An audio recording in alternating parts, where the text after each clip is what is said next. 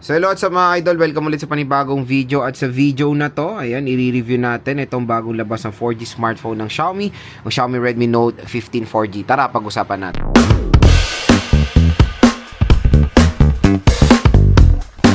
Naghanap ba kayo ng murang 4G smartphone around 7,000 pesos? Ito may marerecommend ako sa inyo, bagong labas, ang Xiaomi Redmi Note 15 4G. So itong smartphone na to ay merong SRP na 11,000 pesos for the 8GB 128. Pero magandang balita dito sa ating product link dito. Yan sa tinuturo kong side na yan, aba mura nyo lang makukuha tong Note 15 4G. Pwede nyo siya makuha ng around 7 to 8,000 pesos for the 8GB 128. Diba? Napakasulit na entry level smartphone ngayon ni Xiaomi. Ang ganda ng specs nito, pang flagship level na kumbaga, pero makukuha nyo lang ng napakamura. Pero dito sa video natin, sa review natin, syempre tatalakayin natin yung mga overall specs na itong smartphone na to, kung sulit nga ba talaga siya around this kind of price tag. So syempre pagdating sa kanyang SRP mga idol, hindi po talaga perfect fit yung kanyang presyo kasi ngayon pong 2026 wala na dapat na 4G na nasa above 10,000 pesos. Kaya kung bibili nyo to sa mall, syempre ang possible price po nito mga idol is nasa 11,000 pesos talaga. Sa online, mas mura siya, kaya wag kayo mag-alala. Official store po ni Xiaomi, yun nilagay ko pong link dyan sa video natin, okay? At ayun, available siya sa pinakamura nga na 8GB 128. At I think meron tong 256, hindi ako sure, pero ang nakikita ko lang kasi 8GB 128. Yung kanyang screen, kung makikita natin, pag-usapan natin, 6.77 inches po ito.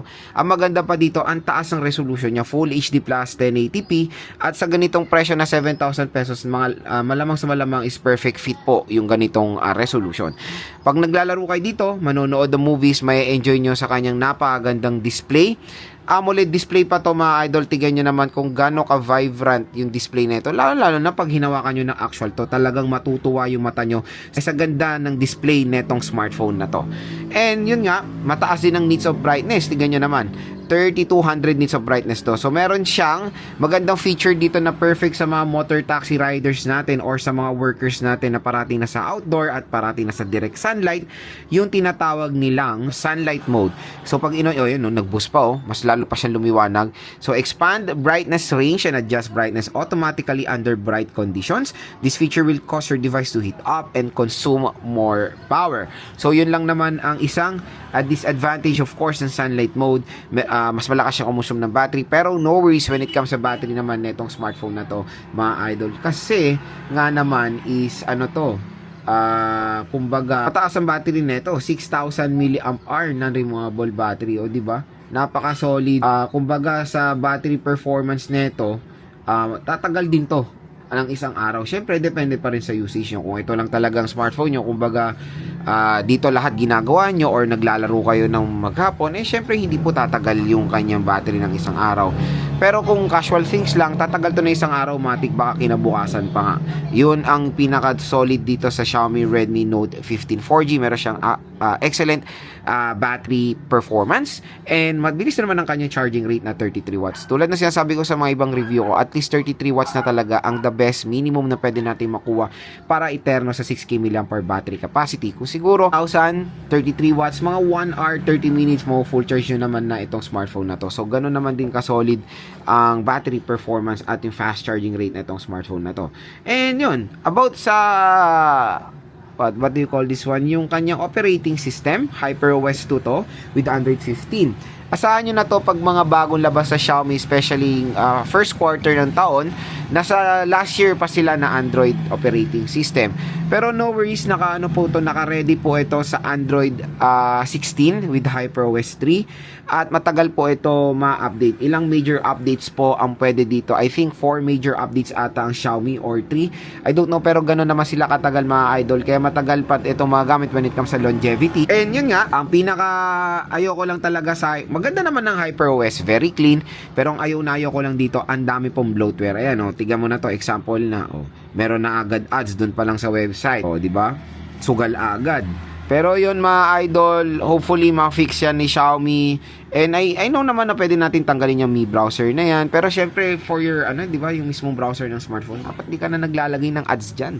So yun, ang pinaka rin dyan, file manager, may ads. Basta nakakonect kayo sa internet, minsan may magpa-pop up dyan ng mga unwanted apps na ads na hopefully ma-fix ng Xiaomi yan. Dahil yan yung pinaka ayaw ng karamihan ng consumers natin. Yung mga unwanted app ads, di ba? So yun, nakapaglaro na rin ako dito. It is powered ng MediaTek Helio G100 Ultra na 6nm ang kanyang processor. Okay naman, nakalaro tayo ng ML. Dito sa channel natin na to, marami tayo dito mga game test. Tingnan nyo na lang, hiwa-hiwalay ko tong nilalaro. Honor of Kings, COD, and Genshin Impact. Lahat naman sila playable. Solid na solid maglaro ng ML dito. Napaka-smooth mga idol, and even COD. So yun, gaming performance is okay for a price tag na 7,000 pesos.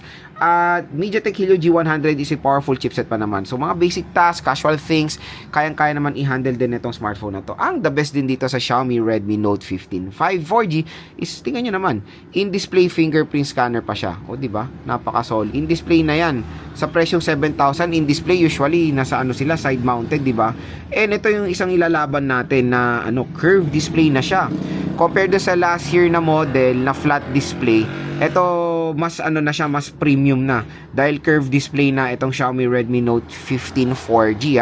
Again, ito yung pinakamura pero curved display po siya. So when it comes sa camera, yung camera neto napakalinaw din mga idol. 108 megapixel main camera. So, f1.7 aperture pa.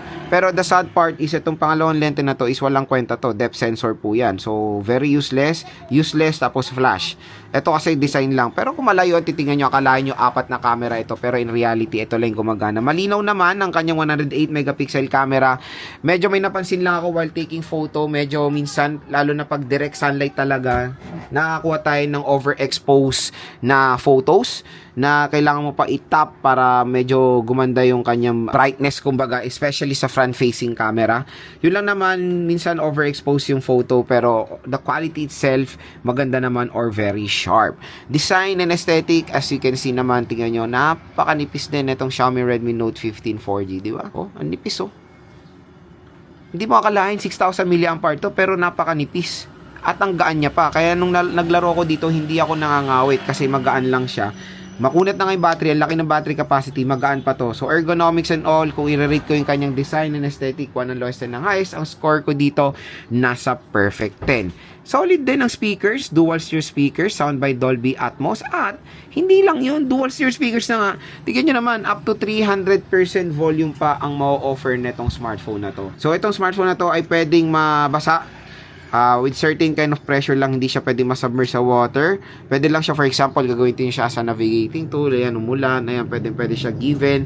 Pero pag, ngayon nga, ang mga instance na ginagawa yung underwater shot to, o ginagamit for underwater shot, hindi po siya recommended, then mababa lang kanyang IP rating. Available pala to sa 3 colors, meron tayong black, glacier blue, at yung purple. So kung interested kayo dito sa Xiaomi Redmi Note 15 4G, a must have ito ngayon 2026, napakamura. Gustong-gusto nyo na siya, dito kayo bibili sa ating link, babagsak presyo lang dyan ng Xiaomi Redmi Note 15 4G. Meron pang special voucher na naghihintay sa inyo up to 1 to 2,000 pesos off. Bukod yan sa discount na pwede nyo makuha dito. So pinakasagad na pwede nyo ito makuha, possible na 7,000 pesos lang.